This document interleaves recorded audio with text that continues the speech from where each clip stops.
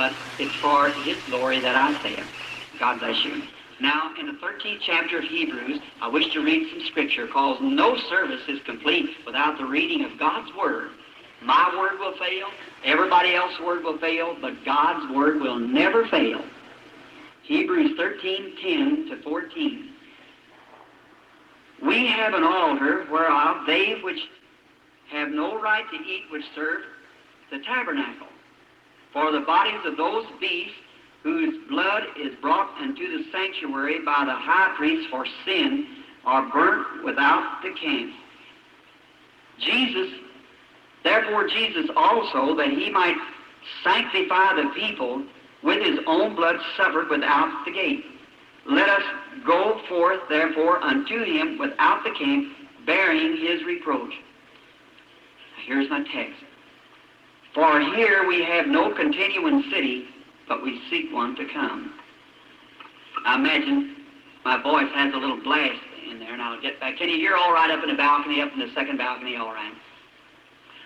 What I wish to speak on is here we have no continuing city. To kind of back up and you pray with me. There's no one that I think of when Abraham left the city of Ur and the land of Chaldean. He was seeking a city whose builder and maker was God. Now there was something in Abraham that he could see that great city of Ur, and he knew that that very thing that made people colonize together, there was bound to be a city somewhere that was typed off of. And by instinct, or by the leading of the Holy Spirit, he hunted that city whose builder and maker was God.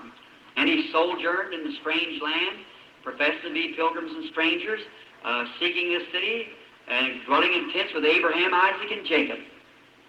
And so then we see that city. There's no matter how many places you ever roam, no matter how far you go, there's no place like home. Is that right? How many here today is away from home? Let's see your hand. Just away from home. Oh, my. I wish I could sing. I'd sing, we're pilgrims and strangers seeking a city to come. Being ever so humble, there's no place like home. Let's take a little trip back home. Would you like to do that? I believe everyone here would like to take a trip home, wouldn't you? Just like to go back home. There's no place that you'll ever go that'll ever seem like that lovely little old city you lived in, or little old dwelling place out in the country. For myself, I want to walk back down the road just this afternoon with each one of you, taking a little evening stroll to view the things over. The first thing comes into my mind at this time is a little humble home built out in the country with a broom sage field and some old apple trees standing around, where my father and mother and their whole family lived.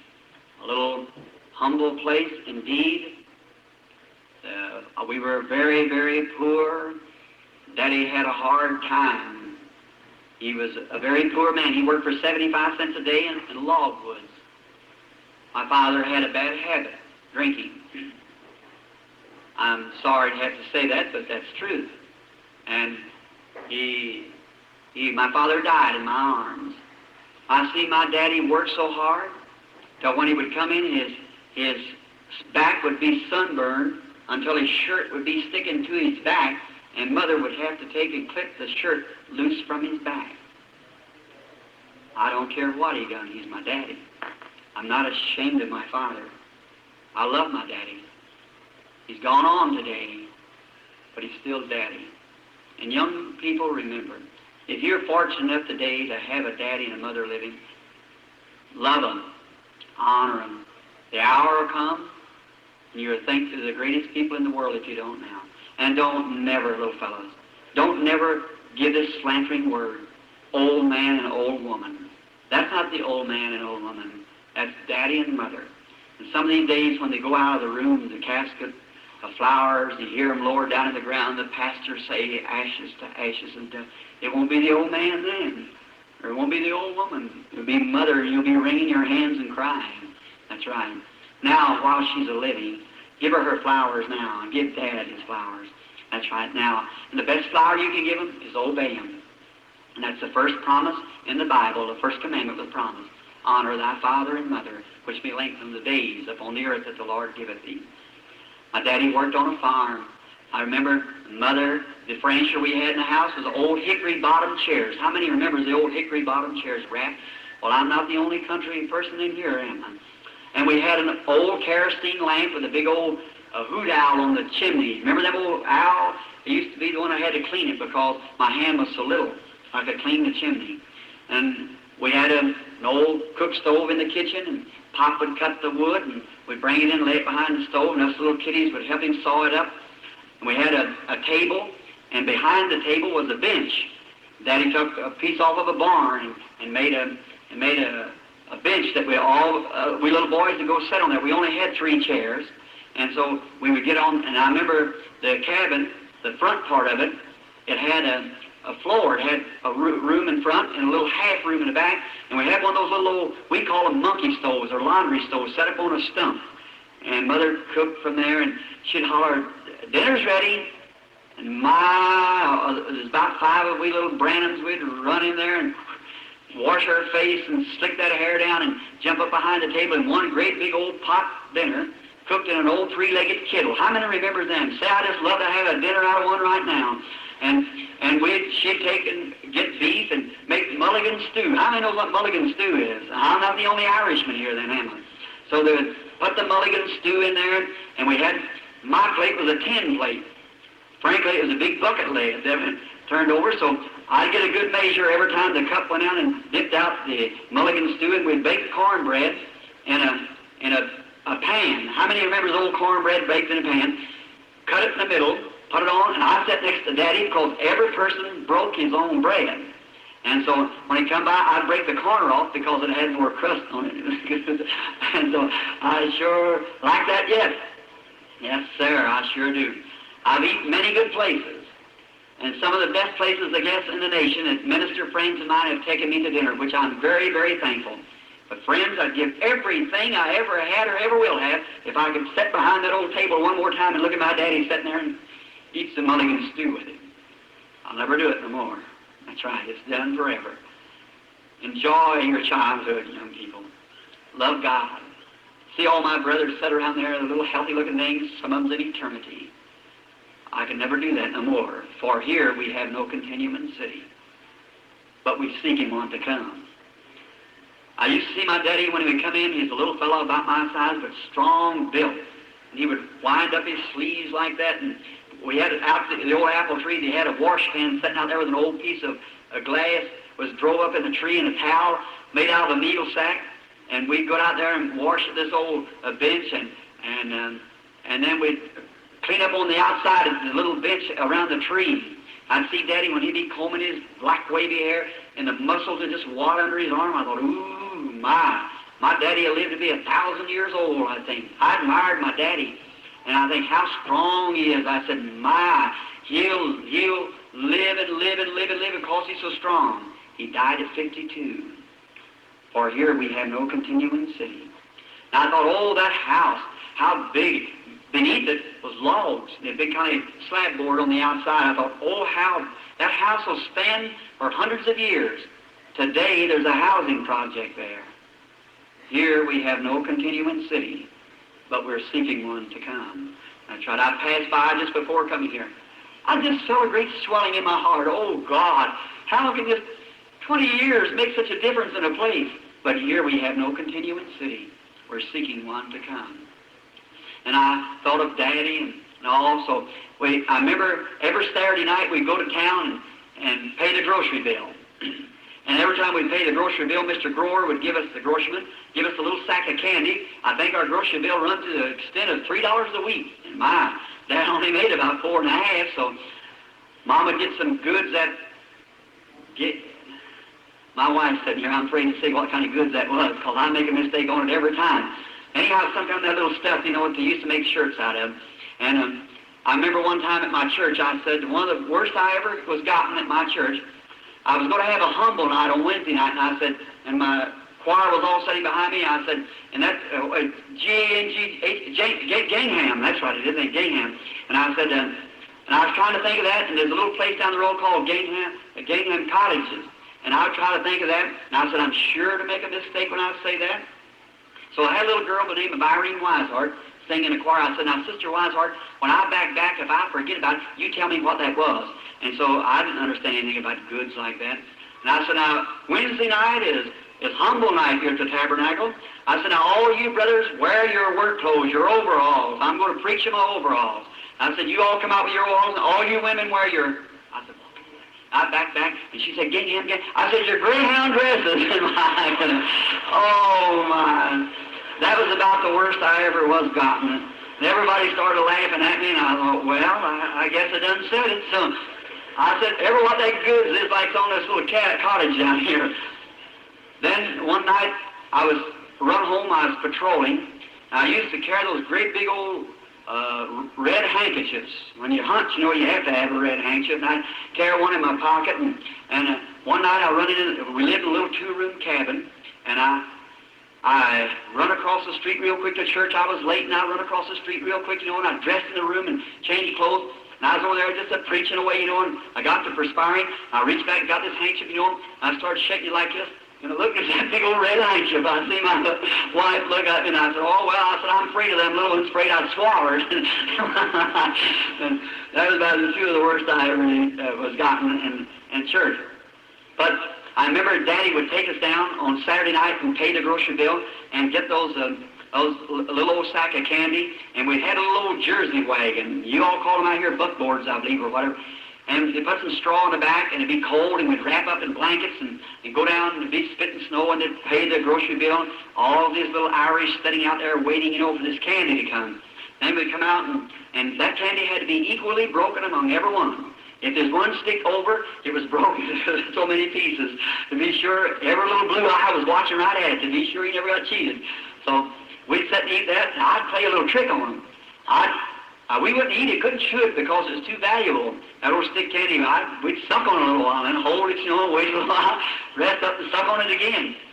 Well, I remember I used to play a trick on him. I'd suck on my piece for a while and wrap it up in a piece of paper and put it in my pocket, and I'd have some for Monday.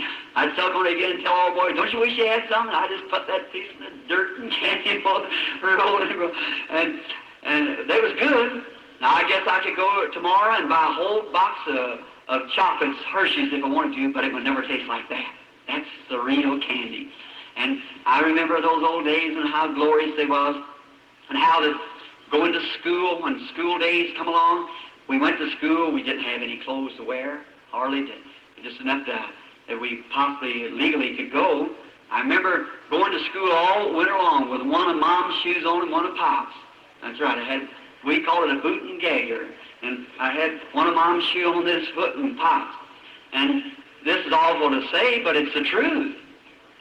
It's the truth. I remember I didn't have any shirt to wear that winter, and Miss Watson, a rich lady, lives up the road from us, gave me a little coat that had a little eagle emblem on it, and I'd pull that coat up like this and go on to school. I remember sitting up there, it got kind of warm, you know, and the teacher said, William? And I said, yes, ma'am. She said, aren't you warm? You better take off that coat. I couldn't take that coat off. I didn't have any shirt on. So I said, well, no, ma'am. I said, I'm just a little bit chilly. They had a great big old stove sitting on there. She said, you taking a cold, you go over and set that stove. I sat there and the perspiration running down my face. She said, aren't you warm yet? I said, no, ma'am.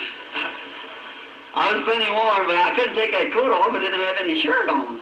And so I remember that spring when I got my first shirt. I had a cousin, a girl, Lucille Hare, my father's sister's child. They come over to visit us, and when she left one of her dresses. And I cut the skirt part off and wore the top part as a shirt. I went to school and had this here little, what is that stuff that runs up and down, you know, like I had to put around the edges of garments? Rickety-rackety or whatever it is. I missed that. Rip-rap. And so we all over it, everywhere, rip-rap all over it. So that, down the hill we'd go, ribbity, ribbity, ribbity, ribbity. Well, we wasn't sliding like the rest of the boys, but we were sliding anyhow. We were getting there anyhow in this old dishpan. Well, that was all right. Some of the boys had slaves, you see. So, after a while, the bottom come out of it. So we had no more slave. We went out to the river, and I got me a big old log, put a wire on it, and pull it up top of the hill. And we'd get on this log and ride right down the hill. I never will forget an event taking place there. There's a boy named Lloyd Ford. Brother Graham, everywhere you're at, my associate pastor's here somewhere. Lloyd Ford, he got him a job. That was the time of the World's War. So he got him a job selling Pathfinders or something like that, magazines, and he got to wear one of them Boy Scout suits. And everything was a war, and then, you know, an army, and oh, how I wanted to dress like a soldier. I'd see those soldiers come up from the quartermaster and go up the road, just at attention, walking. And at the school, we had an old sassafras pole there and raised the flag, and those soldiers come by with it, salute the flag. I thought, how, oh, my heart just beat. When I get big enough, I'm going to join the army. I get plenty of clothes to wear now, if I can join the army. But when I got big enough, I was too scrawny yet to get in the army, and they wouldn't even take me. But somebody accepted me. That's right. I'm in the army today. You might not be able to see my uniform, but I know it's on anyhow. It's on the inside. I'm in the army of the Lord. And so in the war, I tried to volunteer and everything, but they didn't receive me. So they never even called me. They put me in a minister's class and just never even called me. I guess my education was too poor to be in class as a chaplain. And then being a minister, they didn't draft me, so there I was. I was left out, but somehow or another, in my scrawny, uneducated and all, God sent out a recruit one day, and I answered it, and I'm in His army now, and I'm doing the best that I can to fight the greatest battle that's ever fought, a wage against sin and evil and for righteousness. And I remember I asked Lloyd, I said, Lloyd, will you give me that suit when you wear it out? He said, yes, I'll give it to you. And that's the longest lasting suit I ever seen. He wore that suit, looked like, I've seen him one time, he come up missing it, and I said, Lloyd, what about that suit? He said, I'll see if I can find that, Billy. Looked all around and said, no, sir. You know, Mother packed Dad's clothes with it, and the dogs used it for a pallet, and they drug it away, and said, the only thing I got left is one legging. I said, bring me that. So his little old stave legging about like that, laced up on the side. So I took that legging, you know, and I wore it around home, put it on, and look how good that looked, you know, one legging. Thought, my, that felt good. I wanted to wear it to school, but I didn't know just how I was going to get to wear that legging to school. So I put it inside of my coat, and I was riding on that log one day, and I went out the hill, and oh, I got up, and I said, I hurt my leg. I said, my stockings, you know, in great big holes in them. I said, I just hurt my leg so bad. I said, that just reminds me, I've got one of my Boy Scout leggings here in my coat. I put that legging on. I walked into school, you know, kind of limping like, but getting everybody look at that one leg. And so I had to go up to work the problems on the blackboard, and so that they wouldn't notice I just had on one legging, I stood sideways and put this legging on that side and stood like this and worked the problems like this. Look out and see everybody was looking at me. That one legging on.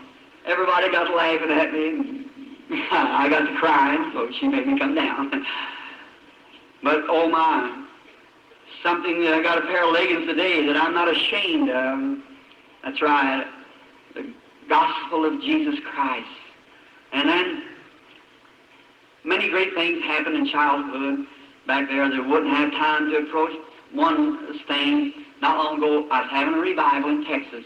I come home, and wife, I, and the baby, we went up the road, and I just, so tired, I just felt like I'd drop. I just couldn't stand it. And on the road home, I was driving, and I'd go to sleep, and I'd drive about a couple of miles, and I'd stop. I'd try to sleep, and I'd wake up, and I'd drive a little farther, and I'd get sleepy, and just almost go off the road, and I'd stop. I thought, this is awful dangerous, but I must get home. And I would lay down in my car and try to sleep. I woke up after a while, and you know what had happened? I'd run off the road and was way out in a cow pasture holding my hand out and saying, sister, believe it. That's all you have to do. You'll get healed if you believe it. Way out there in the pasture. Or I'd run off the road and out to a field there and asleep. And wife and I, there's a great crowd of people waiting there, so we got in the car and went up the road.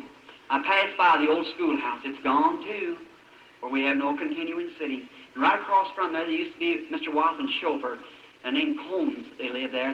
There's a pump that I wanted to drink out of. And I thought, just like David one time wanted to drink out of that well. And I went out there and began to pump the water, and wife and baby and them was picking violets. I was leaning across the old fence and looked at the old hill there where the school used to be, and the old trees, the sugar maples where we used to tap them and suck the sap on them in the spring of the year, knowing when it was coming up. And I thought, I could just imagine seeing all those little boys standing, lined up there with their hands on one another's shoulders, tramping like this, and the flag up, and we were going in, the teacher with a great big long willow, make this line up just right, and I look up on the hill and see the old home where it used to be, and a housing project up there. Down here, the old school was gone. My heart began to swell. I thought, here we have no continuing city, but we're seeking one to come. I remember the boys I said, let me think. Ralph Fields, where's he at? He's gone. Where's Howard Higdon? He's dead. Where's my brother? Gone. Here we have no... Where's Dad? Gone. Where's Charles? Gone. Where's Edward? Gone. I thought, oh God, and soon somebody looked at this ground and said, where's Bill? Gone. Here we have no continuing city. I began to think of it. My heart began to pound. I remember a little dirty trick that I done my brother there. Don't do anything wrong that you'll ever regret. I remember one day that Mama gave us some popcorn to take this to school with us. We couldn't eat with the rest of the kids. We'd always run over the hill there and eat because the rest of the children could afford sandwiches. And we used to have a little jar. In there would be greens and a piece of cornbread laying on the side and 2 spoons and maybe a little jar full of stuff, you know, and we'd sit and both of us eat out of this jar with this spoon, eat our bread and pass it back and forth to one another. It was a shame before the children. And we'd run over the hill and eat behind the trees over there. I remember Mama getting us some popcorn around Christmas. We had a sack of it, we took it to school, left it in the cloakroom, and here's a little dirty trick that I did. I held up my hand, the teacher said, what do you want, William? I said, may I be excused? I said, yes, ma'am, yes, sir. And I went out the building, and went out through the cloakroom. I put my hand down that sack and got a great big handful of that popcorn. Went out and stood behind the school and eat this popcorn to be sure that I got my share of it. And I was eating that popcorn. I never will forget. When dinner time come, we went out and got our bucket and got our popcorn. My brother looked in that sack, about half of it gone. He said, say, something happened there, didn't it? I said, sure did. And I know what had happened. I knew his popcorn. So, but he shared the rest of it. And standing there leaning over that fence, I thought of all those things. He's the one that's gone on. He died in the hospital calling for me when I was in Arizona many, many years ago. Friend, if I'd have had $100 million laying before me, I'd have given everything that I had if I could have tucked him that handful of popcorn back again. Couldn't do it. He's gone on. I thought how hard he had to live. He died when he was just a boy.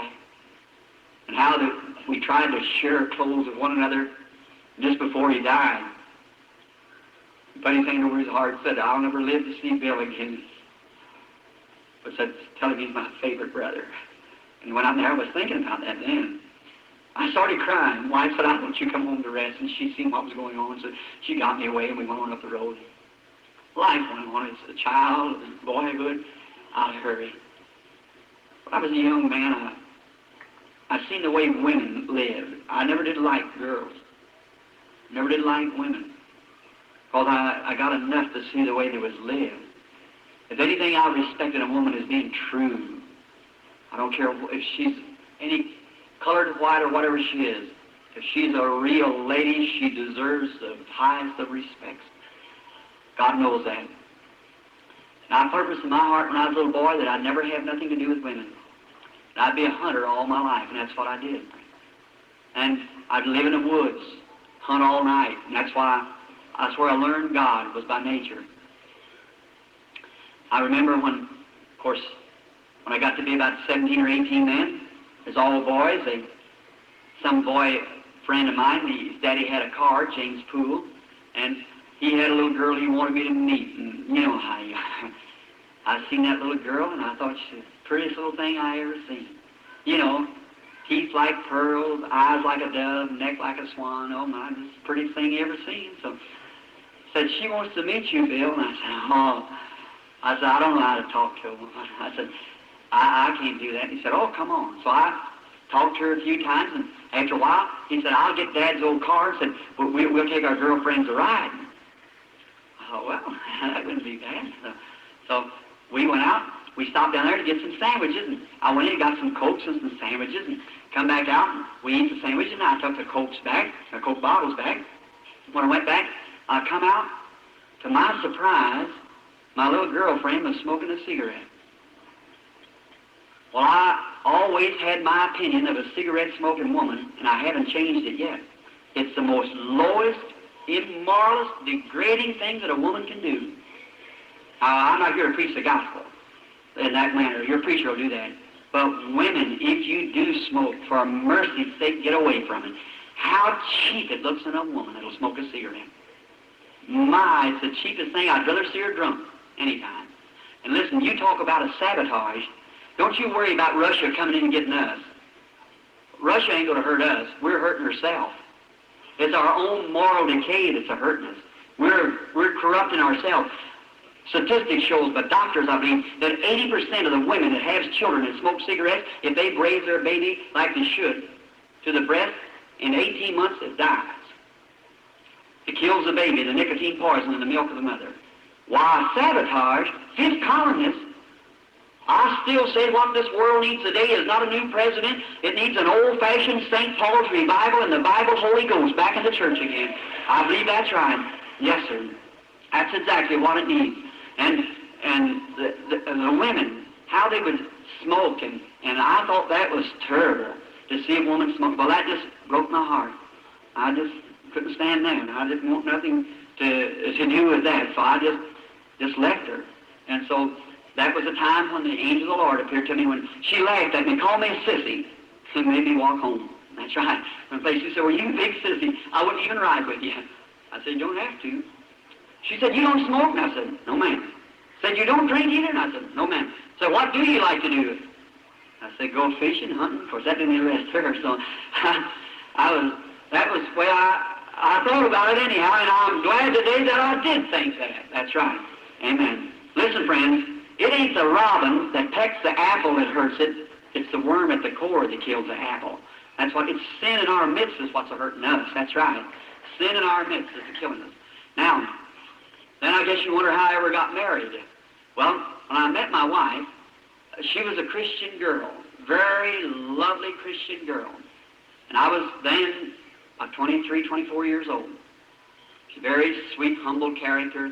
And I met her, and I'd take her to church, and she went to church, and she was a very fine, lovely woman. All these people here, my friends from Jeffersonville sitting here in front of me, knows her, I knew her, and how a lovely woman she was. She's in her grave today, but that's her body, her soul's with Christ.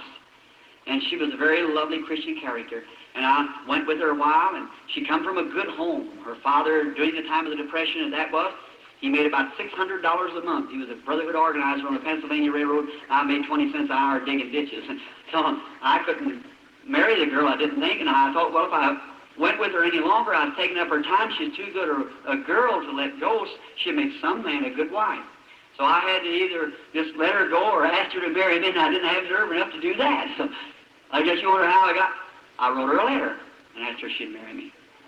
And I said, well, now it wasn't dear miss, will you have me? It was a little bit what you call mushier than that. And I kind of talked to her, but here, I remember, I thought, I've got to do something because it's not right to take the girl's time.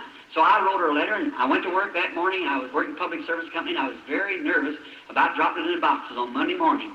I dropped it in the box, and all day I thought about it.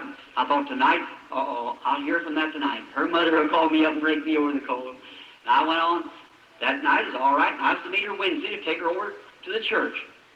So I remember then come on towards Wednesday, and Wednesday night I was just nervous. I didn't know what to do. What am I going to do when I get up there? So I asked my mother, has Hope called? No. Did you get any mail? No. Well, maybe it hung up and didn't even get out of the box. So I thought, something's happened here. So I went up and I blowed the horn outside, and so she come out. She said, come in. Going to get me in there where her mother is now. And then I'm really going to get it. So I said, are you about ready? She said, let's walk to church. Oh, my. So I said, all right. And I went in, and Miss Brownback looked at me and said, hello, Bill. And I said, how do you do? So I was just nervous as I could be. So I thought something's going to happen any time. You know how you feel when you're under them strings. So we went on out, went to church. Honest, I didn't even hear what Brother David said that night. He just preached away, and I didn't know what he said. I was scared something was going to happen. And I looked at her, and I thought, oh, my, isn't she pretty? She's going to tell me this is all of it, sure as the world, because I can just tell it. I know she's going to tell me, stay home exercise. So I had it all fixed up what she was going to tell me, and after church was over, we started walking back. A pretty moonlight night. We was walking down the street, and I looked up to see the moon shining down through the bushes. Went on and on. I looked at her, and I thought, my, I hate for this to be the last night, but I guess this is it. And I walked on and on. I said, how are you tonight? She said, just fine. How are you? I thought, hurry up, lady, tell me something before I faint. Don't get too close to home. We walked on a little farther, and I said, sure pretty nice. She said, yes, it is. I thought, well, wait, hurry up, say something. You know, women can just keep you like that anyhow, you know, under that suspense. And I walked on, I thought, well, you're getting pretty close to home. I said,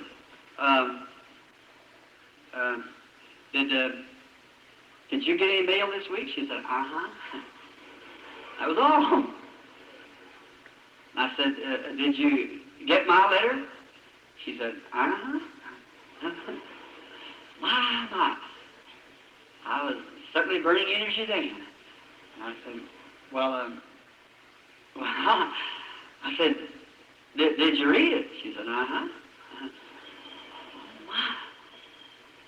I said, what'd you think of it? She said, it's all right. And I said, did you read all of it? She said, yes, I read it all. I said, what'd you think of it? She said, it was all right. Well, we got married. I don't know how. We just got married. So, the next strain come when I had to ask her mother and daddy. Well, I knowed it was appropriate to do that. So I never will forget Charlie Brumback. He may be sitting out here this afternoon for all I know. And her mother was a very princely sort of a woman, fine woman, but she belonged up in the ranks, you know, and so but Charlie was just a good old humble brother. I thought I better ask him and let him ask her. You see. So I thought I'd get by the man better than I could talk to the women anyhow. So I said, one night I was leaving, Hope said, have you asked Dad yet? And I said, no. She said, well, you ought to. I said, I know I should, but I said, I think it'll be all right. So when I went to leave that night, he said, see you later, Billy. I said, Charlie, I said, could I talk to you just a little bit? I said, come out for just a minute. Walking out, portion, I was just sweating and shaking. He said, I said, Charlie, I said, I want to ask you something. He said, oh, you can have her, Bill. Go on and speak to her. Oh, I love him to this day. I said, Charlie, I can't make her a living like you do. I can't give her clothes like you can buy her. But I promise you this, I love her with all my heart. I'll work till my hands bleed to make her a living, and I'll be as true to her as I know how to be. He was a German. He put his big hand over on me and said, Bill, I'd rather you would have her and be good to her than somebody that had a lot of money would treat her mean. I said, thank you, Charlie. We got married. We didn't have nothing to start housekeeping on.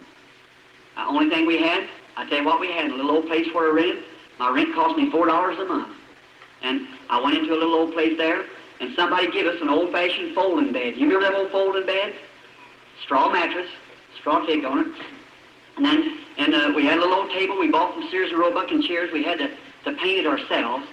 And so I painted it, and we had 2 linoleum rugs, got from John Jobbers.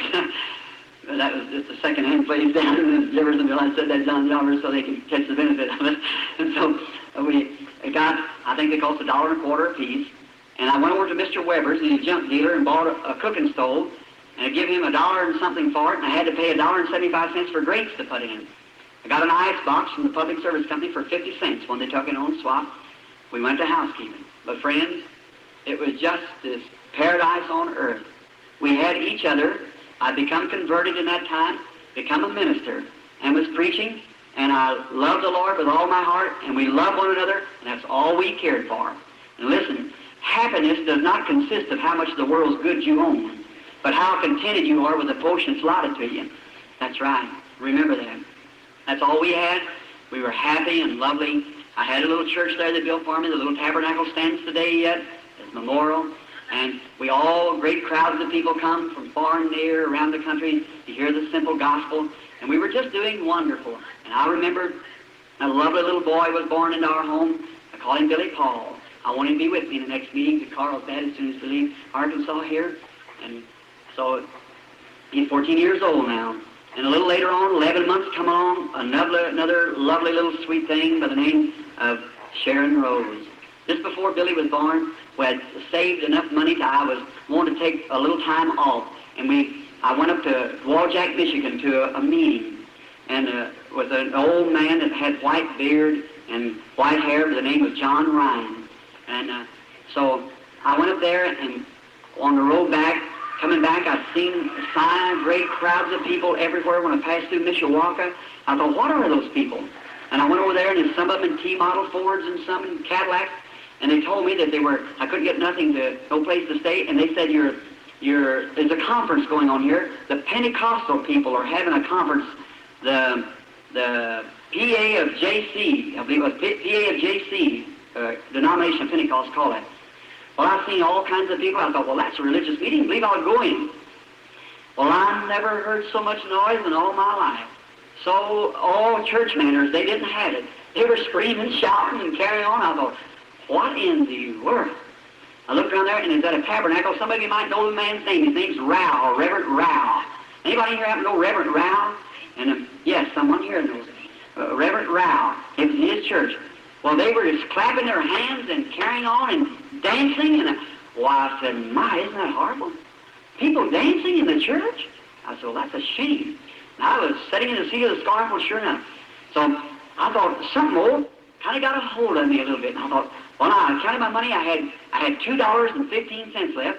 And I went out and thought, well, now, I can't stay in a tourist court because I ain't got the money. But I'm going to stay over, just got enough money to buy my gasoline to get home. So I went out that night and slept in a cornfield. And I didn't have very good clothes. And the next morning, I went to the service, and that day, all my ministers preaching. And how I noticed that night, because that every preacher comes to the platform, 150 more preachers come up the platform that's having a conference, international conference. And they were all sitting on the platform. He said, we haven't got time for all of you to testify. I went up. He said, just say who you are and where you're from. And he come to me. I said, Evangelist, William Branham, Jeffersonville. Sat down. Well, come to find out, I was the youngest minister in the group at then. So that night I thought, they was bringing all kind of preachers, and it shows an old colored man to bring the message for that night. Real old, just a little rim of hair around his head. He had an old preacher's coat on, that velvet collar, kind of that cutaway coat.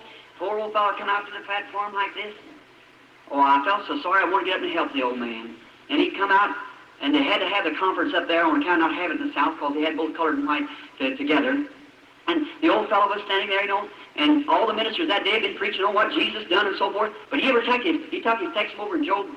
Somewhere there was that, where were you and I laid the foundations of the world, and when morning stars sang together and the sons of God shouted for joy. Well, where the ministers is bringing the activities of the church on earth, he went up into the heavens back under and come back down about 10 million years before the world was ever formed, and come back down the horizontal rainbow with him. And about time he got down there, he let out a great big hoop and jumped up and clicked his heels together. Said, glory to God. He ain't got room enough up here for me to preach. I looked at that. I said, well, if that'll make an old man like that act like that, what would it do to me if I got some of it? I said, I want some of that. That's what I want. If it'll make an old man like that, well, what would it do for me? So I went out that night in a cornfield, and I began to pray. I said, Lord, let me get some of that. So I said, you give me favor with them people. And prayed way in the night out there in the cornfield. I had some seersucker trousers. My others got all dirty there in the cornfield. So I laid them on my seat and took the two seats and put them together out of my car and pressed my trousers that night. And I had my little seersucker shirt. Nobody knew me, so I just laid it down there. Seersucker shirt and a little T-shirt and seersucker trousers there. I laid them down there. Next morning I got up, shined them all up. Meeting get at 10 o'clock. We had breakfast after breakfast, and I wouldn't eat with them because I didn't have no money to put in. I just didn't eat with them. But they made me welcome. Everything. I didn't know no one there. But a little fellow, I forget what his name was, he played a violin, a little curly-headed fellow. And so the next morning I walked in, sat down, and so after a while I looked over, and another man come in, sat down, colored man, sat down by me, big bunch of people sitting there. So I was sitting there, and they said, we're going to begin the services, and they was talking, making their, selling literature and whatever they had. And he said, there was a minister on the platform last night by the name of Branham from Jeffersonville. Said he was the youngest man on the platform. We want him to come up and bring the morning message. Mercy. Well, I never even seen a microphone. They had a microphone there. I thought, what? Well, I couldn't. Seersucker trousers and T-shirt. I just hunkered down real low like this. He announced again, said, anybody know where William Branham of Jeffersonville? Said, we want him to come up and bring the message. 1,500 people there sitting there. Not me before that. I just sat back there. No, sir. I was too countrified to get up there. So I just sat there real low. And so, and he announced it 2 or 3 times. Said, anybody on the outside, we're paging for William Branham. I thought, something told me, said, that's what you prayed for last night. If you want to get acquainted with them people, get up there. Lord, I can't do that. Seersucker trousers and T-shirt. I said, no, So I was sitting there, and when he announced again, this colored man looked over me and said, do you know that man? Oh, my. Talk about on the spot. I said, I know I had to lie or something, or tell him. I said, look, fella, look, I keep this to yourself. I said, I'm he, see? But he said, well, get up there, white man, get up there. I said, no. I said, I got on, look at these pants here. He said, them people don't care what you got on, they want to hear you. I said, look, I can't get up there. I said, I don't, you just keep still. And he said, if anybody knows where, he said, here he is, here he is. Here he is. I thought, oh, my. I just feel my heart, boy, my knees real weak and my arms look like it's going to drop off. Well, this looked like something picked me up, and here I went walking up, just as conscious, seersucker trousers and T-shirt. I got up there and I said, folks, I don't know very much about, before them preachers who could really preach, oh my. I said, I just want to say that I love Jesus, and you know, started like that. And so he said, I started to walk off, and he said, speak a little for us, Brother Branham.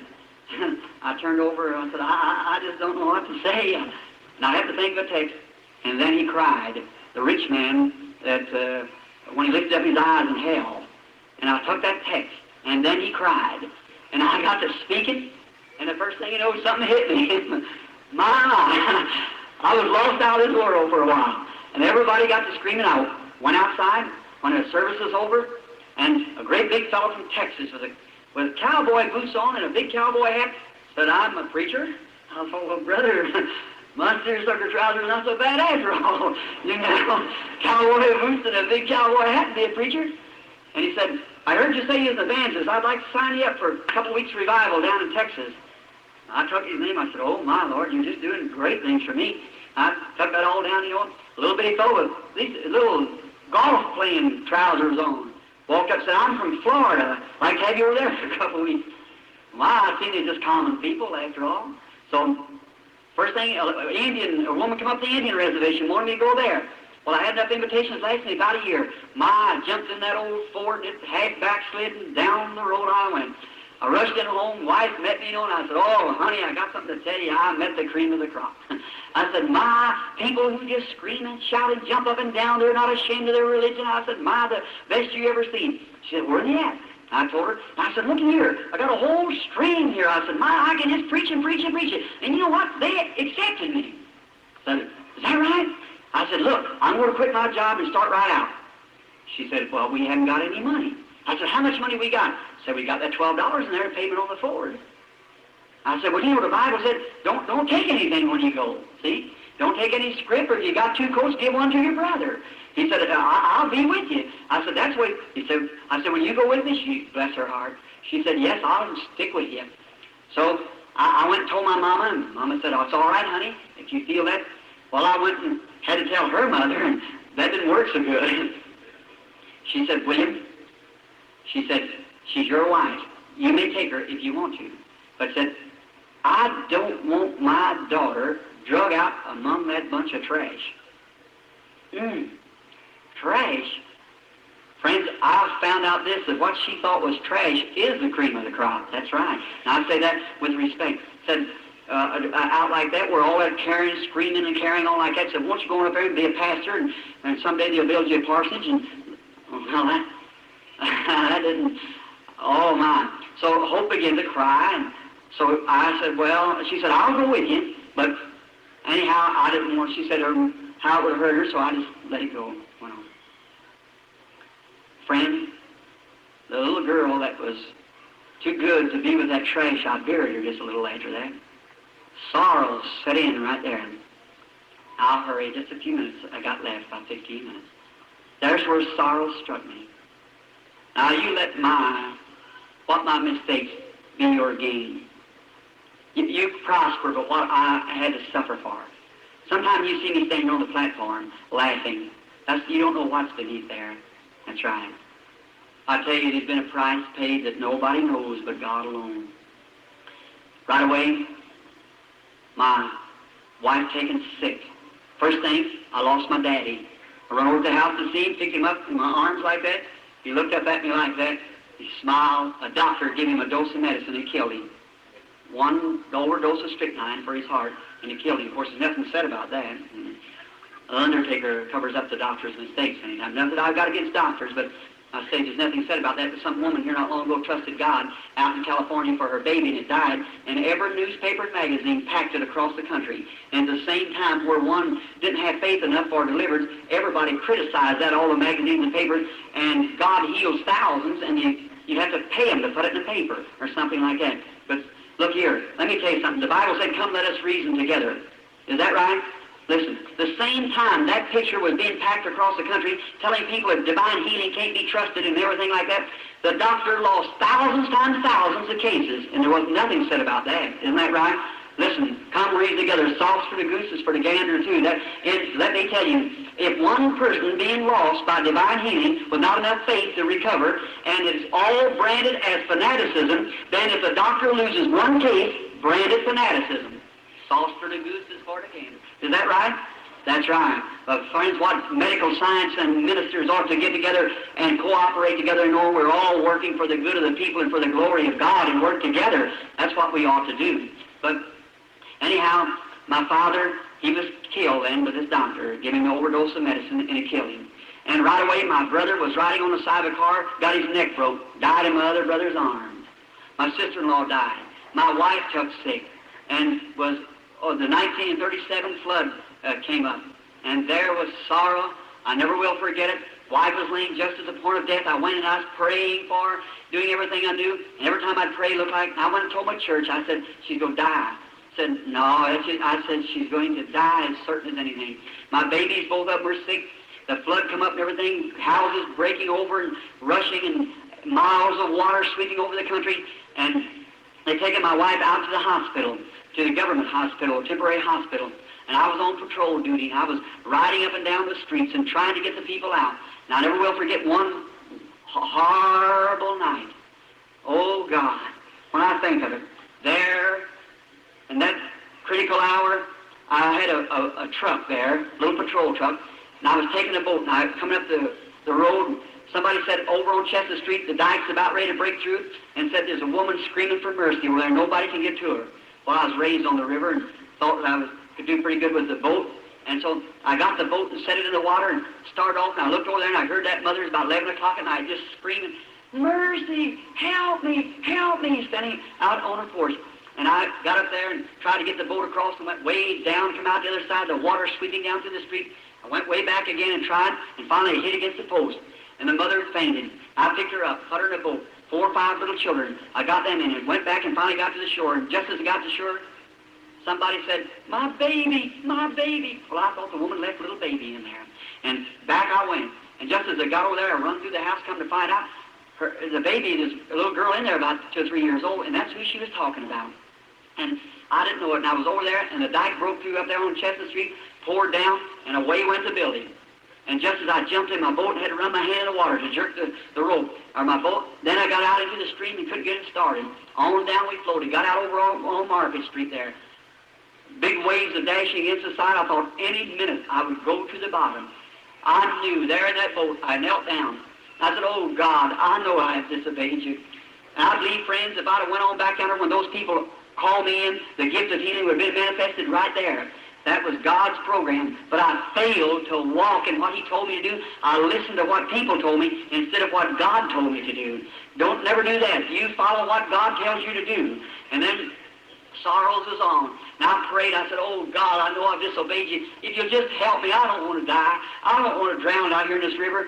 Please, God, let this motor start. Will you please? And I'd pull that string and the ice freezing, and it'd chug a couple times, and that boat ripping and jumping and dashing like that. Done got out into the main current. I didn't know what was going to happen to me. And I'd try, and it wouldn't start.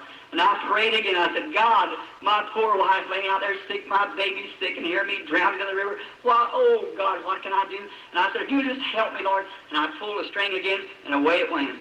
Oh, my. I started right into the river, out of the river, got on into the, come out way down towards Clarksville. And I come around and got back up and got to the truck. And some of them said, did you know the government just washed out? When that dike broke, out to the hospital I went as hard as I could. I met Brother George D'Arc there. He said, oh, Brother Bill, he put his arms around me. He said, looks like things are close. He said, Brother Bill, if I never meet you again, I'll meet you in the morning. That's the last time I seen him in life. That's right. He left a little afterwards. And I said, where's Hope? Said, I don't know. And I went over there and I met one of the officers of the government. I said, sir, what become of the hospital? Said, all washed through there.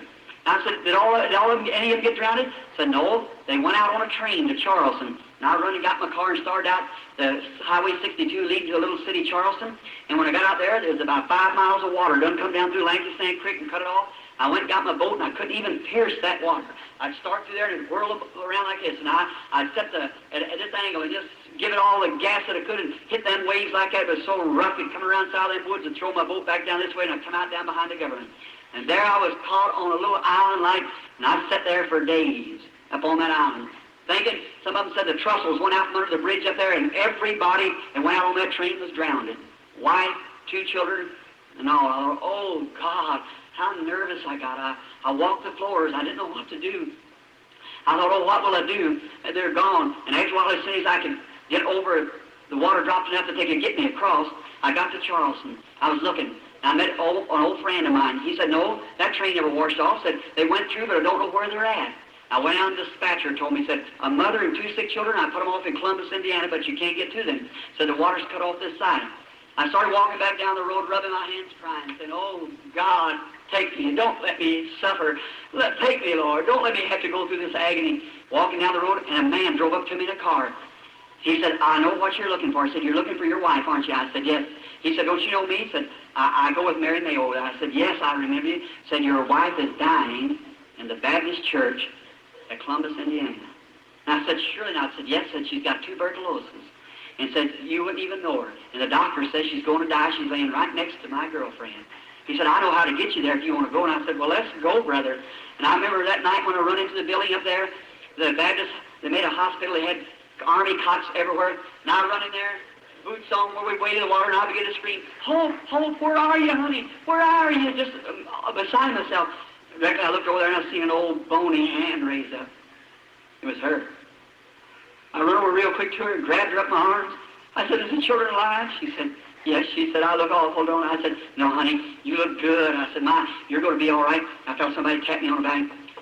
And it looked like a doctor. He said, come here. He said, are you her husband? I said, yes. Are you Reverend Branham? I said, I am. He said, well, sir, I hate to break this news to you. He said, your wife's dying. I said, don't get her excited or anything. I said, Dr. Shirley, I said, yes. Said, she's going. And I said, oh, what is it? The doctor said, galloping tuberculosis. Said, she'll just die right away. He said, just make her feel good as you can. He said, and both of your babies are sick. I'm tending to them over here in another home. Well, I went back and told her, I said, honey, you look good. And a little doctor friend of mine, Dr. Sam Adair, there in Jeffersonville, as soon as he'd let me, I brought him back down home. And there, they lay there until the babies got well. The wife gradually went away. Finally, we got her in the hospital. I had doctors to come look at her. There wasn't nothing to be done. She took pneumothorax treatments and everything. Nothing could be done. Now, I remember standing there and they bore holes down through her side and put that tube in there and get claps one lung. Listen, if I had it, she'd hold my hand and cry and the tears roll down her cheeks. She'd look at me, just suffering. Never done her a bit of good. If I had to go over it, never go through with it again. That's right. It's just holding my hand. But just to show you the way of a transgressor is hard. I never will forget. I was trying to work to get the bill paid off, and then one day I was out, and I heard a call come and said, if you want to see your wife alive, come at once. I rushed out to the hospital. I'll never forget it. I jerked off my hat and threw it in the truck and run up through there real quick, and here come little Dr. Adair walking out. God bless his little heart. He's a fine man. And he come walking out. We'd eat together, slept together, fished together, just bosom friends. And he come walking out. He come walking down through the hospital. And I see him look at me, and I see big tears drop off his cheeks, and he turned sideways. And I run into the room. I said, "What's the matter, Doc?" I said, "She ain't gone." I said, "I believe she is." I said, "Come go in with me, Doc." He said, "Bill, don't ask me to do that." I said, "Hope's like my sister." I said, I can't go in there. Don't ask me to. And the nurse come up and said, "Come, Brother Branham." I said, "Here, drink this little bit of medicine." I said, "No, I don't need it." He said, "Go ahead, Billy. That'll rest your nerves." I said, "I don't want it." I said, "No." He said, "Nurse, you go in with him." I said, "No, I don't want anyone. I'm going in myself. I'm going in." I said, "I love her, and I'm going in." I walked the door, opened the door, and there she lay, all covered up like this, and blanket sheet pulled up over her face. I jerked the sheet down, and my heart just a breaking. I put my hand on her, her perspiration on her forehead kind of felt sticky. I said, "Hope, Hope, honey." I said, "Speak to me once. Well, just speak one time, won't you?" I was shaking her. Friends, if I live 100 years, I'll never forget what happened. Those two big brown eyes looked up at me. She was so weak she couldn't say nothing. She was smiling. She took her fingers, she motioned. And I got down and she said, "Oh, why did you call me, honey?" And I said, "Well, I said, "I don't know." She said, "Oh, I was in another land." She said, "It was so peaceful, I wasn't suffering." She said, "Great big birds like a great orient." And she said, "There was a man dressed in white, one on each side, taking me to my home." Oh, friend, there's a land somewhere. I believe as she was dying, her eyes just opened up to see paradise beyond. She rallied for a little bit. The nurse come in and she said, "Nurse, come over." She said, "I hope when you get married you have a husband like mine." And I said, "Oh, honey, I haven't done nothing." She said, "Oh, bless your heart." She patted me away. The nurse turned around and walked out crying. She said, "Bill, I want to tell you two things, but I'm going, so don't cry." I said, "All right." She said, "Don't let my babies be pulled about from pillar to post." She said, "There's some things I got to confess to you." I said, "What is it?" She said, "You remember one time that you were going fishing, and I called you with that night we was going to Fort Wayne for a meeting?" I said, "Yes." She said, "You went and got me some stockings?" I said, "Yes, I remembered it." She said, "Them was the wrong kind of stockings, honey. Them wasn't right." But what it was, I'd been fishing. I went up home, and we had to go to Fort Wayne. I was going to preach that night at Fort Wayne. Her father lived at Fort Wayne.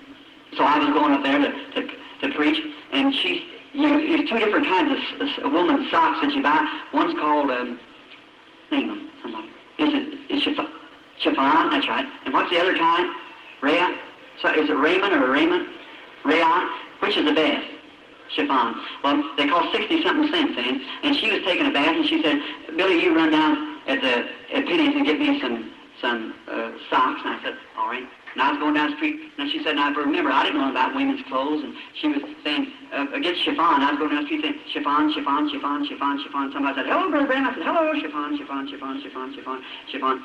And I met Orville Spahn down there, and he said, "Billy, Birch is biting over on about that." Oh, I said, I got talking to him, and I forgot about what she said. Well, I wasn't going to Penny's because I didn't know nobody there, but I used to have a little friend that come to my church by the name of Thelma Ford. She worked in a 10-cent store, and I know they sold them over there, and I went over, and Thelma came up and said, "What do you want, Billy?" I said, "I want some socks for Hope." Said, "Now, Hope don't wear socks." I said, "She sure does." They said, "She wears stockings." I said, "That's right, that's right." I thought, "Oh, I've showed my ignorance already." And I said, she said, "What kind do you want?" And I said, "What kind you got?" She said, "I got chiffon and what's it? Rayon's the cheap ones?" She said, "I got rayon." I said, "That's what I want. That's what I want." She said, "Hope want rayon?" All sounded like rayon, chiffon. I didn't know the difference. She said, "Yes." And so she got them and put them in the sack. And I said, "I want the full style." You know, that thing, got the little thing behind them, you know, I don't know. You know, I said the full style. And so, fashion, full fashion, that's what it was. And I said, "That's the kind that I want." And she got them ready for me. She put them in a sack, and it was only about 29 cents. And I said, "Well, give me 2 pair of them." And she said, Are you sure that?" I said, "That's what she wanted." And so I went back, and of course, you know how you men like to pop off to your women. And I said, "Looky here." I said, "I'm Abraham's son. I'm a little Yiddish. You go to the river shopping. I'll buy 2 pair of stockings for what you can buy one. I have money left." I said, I'm Abraham's son. I know how to do it. See, going on like that. God bless her heart. She's in her grave tonight, and probably snow over it. But not altogether there. I still think of her. That's right. And she gone on. And there, when she said, and I thought funny, when she got to Fort Wayne, she wanted another pair of stockings. But she was lady enough not to say it. And she told me, she said, Billy, I give them to your mother. They was for an older woman than me. And I said, well, God bless you, honey. I didn't know that. I said, that was all right. She said, you remember that time you wanted to go hunting so bad and we was in Louisville, you seen that little 22 rifle that you wanted, and it cost $3 and something to pay down on it, and you didn't have the money to pay on it? It's been about 2 years ago. And I said, yeah, I remember that. She said, Bill, I've always wanted to buy you that rifle. She said, I won't be with you but just a few minutes longer now. But she said, when you go home, look up on top of the old folding bed under that paper. I've been saving nickels to buy the rifle. She said, will you promise me you'd buy it? Oh, my. When I went home and found that $2 and something laying there like to kill me. I said, sure. I said, honey, you're not going on. She said, I hate to leave you, but said, I must. She said, I don't mind it. She said, it's all right. So now another thing I'm going to ask you. Don't stay single. I said, oh, don't ask me. She said, promise me. Promise me that you won't stay single. My children have a home to go to, not be drug around everywhere. I said, honey, I can't do that. And she said, promise me. She said, I can go a little easier. And she didn't mind it more than you mind taking a drink. She said, I just said, I hate to leave you and the babies, but she said, oh, Bill, it's so wonderful to go like this. And I said, well, I'll do the best I can. And she said another thing. She said, you realize why I'm going, don't you? She said, oh, that's what hurt. She said, if I wouldn't have listened to Mama and would have listened, said it would have been different, wouldn't it? I said, that's right, honey. I said, oh, what will I ever do? She said, do this. Don't be ashamed of this Holy Ghost religion. She said, it's the greatest thing in the world to die by. She said, stay and preach as long, and it said, promise me you'll go right out into the fields where we were supposed to go. And said, promise me that you'll do everything you can. Said, and tell everybody that it's glorious when you get ready to leave here. It's wonderful. And I said, oh, honey, it's so good to see you go like that. And she said, I said, where do you want me to place you? And she said, you take me up on the hill. I said, I'll take you out to Walnut Ridge, and I'll bury you up there at the hill, your body. And I said, honey, I promise you, I'm going, if God will spare me, I'm going right out into the field, and I'll never stop until the last drop of blood or life is gone from my body to do, or try to make an atonement. And I said, I'll do everything that I can to live right. I'll do right. And I said, look. And she said, goodbye. And I said, are you going? I said, look, on that morning, I said, so we'll be able to get together now. I said, if on that morning I want you to go to the east side of the gate. And I said, I want you to stand there. And it'll be terrible down here. I said, if I die before he comes, I'll be sleeping out there. I said, we'll get together. But if I'm somewhere on the field and be taken up, I said, you go there and wait for the children and stand there to the side of the gate. And then when you see Abraham, Isaac, and Jacob coming in, start screaming, Bill, Bill, just as loud as you can. I said, I'll answer you there. She raised up her feeble hands. I kissed her goodbye. That was my last date with her. I'm on my road. That's right. Someday, I shall go. When we took her down to the funeral parlor, I went home. I couldn't be satisfied nowhere. I went over to Mama's. I was crying. I went home, and they said, Mama said, stay over here. I said, no, I'm going home. We didn't have no friendship, but what it was ours. And so I went home to lay down, and just then Brother Frank Roy come up, said, Billy, I hate to tell you something, son. I said, well, I was just right there. He said, that's not it. Your baby's dying, too. I said, can't be. He said, yes, it is. And away they took me out the hospital to see my little Sharon, my little girl. I couldn't call her. I wanted to call her a Bible name. I called my little boy Billy Paul, after me and after St. Paul. And then I wanted to call the baby a Bible name, and I couldn't call her the Rose of Sharon, so I just called her Sharon Rose. And I went out to the hospital, and the doctor met me, and he said, Billy, she's dying. Don't go in there. And I stood there at the legs. The nurse turned her back, and I run down there, and I went down to where she was at. I looked at her, and there's a little thing laying there I never will forget. She's just 8 months old. And I remember I used to come home. She'd sit out in the yard, and I'd blow my horn like that, come around the corner, and she'd go, goo, goo, goo, just read. I just love those little fellows. And she was suffering so hard, for one of her little fat legs was moving up and down in a spasm, and looked like her little hand was waving. And I looked at her, and I said, Sherry, honey, you know Daddy? And I was trying to make myself strong. And I said, you know Daddy, honey? and her little lips got to quivering. And when she looked at me, she was suffering so hard, till her little eye went crossed. Oh, my. When I seen that tender little blue baby eye cross, I didn't know it then. But I understand now, there's never been a cross-eyed child come in the line. Well, while I think of that, there's never been one passed over the platform, but what's been healed, too. I didn't know the crushing had to bring it forth, but I never think of it to see that. That little eye crossing as she was suffering so hard. And I knelt down and I said, oh, Jesus, please, God, I'm sorry for what I did. I said, don't take her from me. I love her, Lord, with all my heart. Please, God. It looked like a big black curtain come falling down. I knew she was gone. I raised up, put my hand over her head. I said, God bless you, my darling little sweet angel. I'm going to put you in the arms of Mother.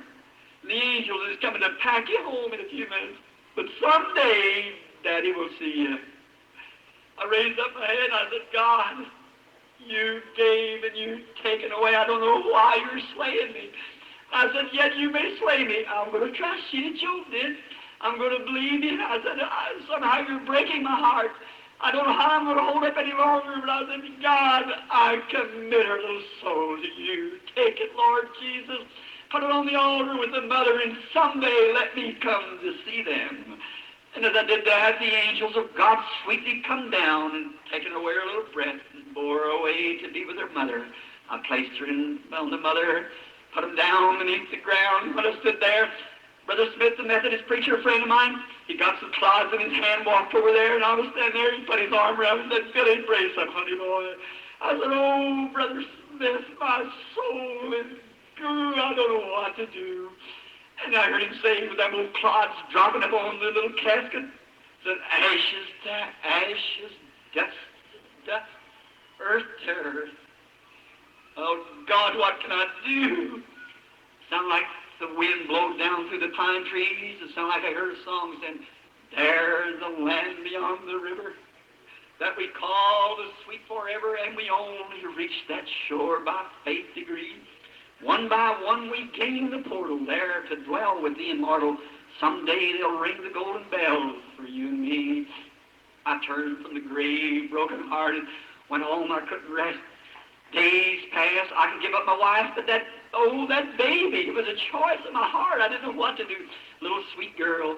And then I thought, oh, what will I do quickly now? One day, I was working for the public service. I climbed up a pole early one morning to take off a pole meter. I was standing there and I was singing, on the hill far away stood an old rugged cross. I happened to look as the sun come up, me hanging there on that pole working on these cross arms. Looked out on the side, and there looked like my figure wiggling on that, looked like a cross out there. I thought, oh, Christ of God, yes, it was my sins nailed you there. I'm sorry for what I done. Oh, I said, God, how could you ever put up with a person like me? You broke my heart, you ground me down, but what can I do? And I got real nervous. I had on a pair of rubber gloves that you lineman knows, test for 2300, running right by me around the primary. And I thought, looky here, I can lay my hand on that primary, and in 1 minute's time, I'll be with Sharon. I jerked my glove off. I said, God, I've lost my mind or something. I said, Sherry, honey, I can't stand it no longer. Daddy's coming to be home with you. I said, look, then, 2300 running there, break every bone in your body, electric. I said, our Father who art in heaven, hallowed be thy name. And the first thing you know, I was sitting down on the ground. I don't know. I believe that gift had been foreordained. That had been the end of your Brother Branham right there. But God had something else to do. He had to grind that heart out and let me know that He's the one who rules and reigns. I went home. I couldn't stand it. Couldn't work. Went over to Mama. Mama said, honey, come in. Let me make you quiet. I said, I'm going home. I went home. It was kind of cool weather. I took the mail out of the box and went around. I was trying to batch.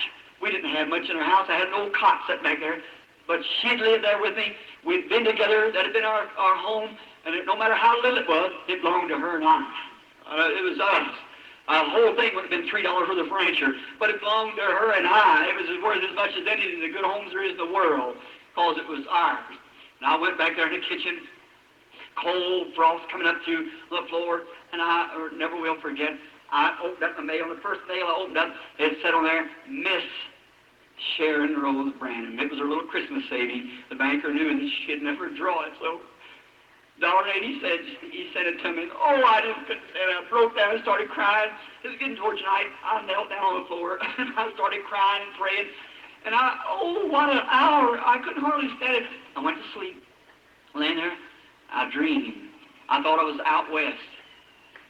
And when I was out west, I was walking down through the prairie, and I was whistling that song. The wheel on the wagon is broken. Sign on the ranch for sale. I was whistling like that, and I seen an old prairie schooner, and the wheel broke down. And standing there by that schooner stood the most beautiful blonde-headed girl, her pretty blue eyes shining, dressed in white. I had on a hat, and I passed by. I said, "How do you do, miss?" And put my hat back like that, and she said, "Hello, Dad." And I looked around, and I said, "Dad?" She said, "Sure." I said, "Well, young lady, I beg your pardon." I said, "You're as old as I am. How could I be your daddy?" She said, "Daddy, don't you know me?" And I said, "No, ma'am, I'm afraid I don't." She said, "You just don't know where you are, Daddy." And I said, "Well, what do you mean?" She said, "Where's Billy Paul? That's your little brother." I said, "What is it?" She said, "Daddy, on earth, I was your little Sharon." I said, "Sharon? My baby?" She said, "Yes, Daddy." I said, "Remember, we're immortal here. When we come here, we're not little babies no more. We're all one age." And I said, "Oh, honey, are you Sharon?" She said, I said, "Where's Mother?" Said, "She's up at the new home." I said, "A home?" Said, "Yeah." I said, "Well, honey, there's something wrong here." I said, "Branham's never had homes. We're more like vagabond people." I said, we don't have no home." She said, "But Daddy, you got one up here." I looked around over to my right, and there was a great, big, beautiful home, and there was lights shining up all around. She said, "Mother's waiting for you. I'm going to wait here for Billy." I said, "All right, honey." I took out running as hard as I could, my hat in my hand. I run right up to the step. When I got there, Hope would usually meet me, come out with her arms out. And I run up the steps as hard as I could. And I got up top of the steps. Here she comes, dressed in white, that black hair hanging down. She come right up to me. She raised out her arm. I run to her, throw my hat down, just knelt down on the side of her. She put her hand on my head. She said, "Bill, what are you worried about, honey?" I said, "Oh, Hope, I can't stand it any longer." I said, "I see, is that Sharon Rose down there?" She said, "Yes, Bill." She said, "What you worrying about? You worrying about me and Sharon?" And I said, "Honey, I just can't stand it." She said, "Stop worrying." I said, "Don't worry. We're lots better off than you are." And I said, "That may be so," but I said, "Hope, didn't she make a pretty woman? Aren't we proud of her?" She said, "Sure."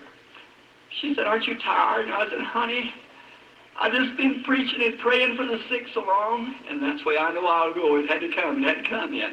I said, "I've just been preaching and praying for the sick till I'm so tired I can't hardly stand up." She said, "Won't you sit down?" And I looked, and there was a great big Morris chair sitting there. I looked at her, and she looked back at me. She said, "I know what you're thinking. Down here one time, we had them 3 old chairs or 2 old chairs at the house, and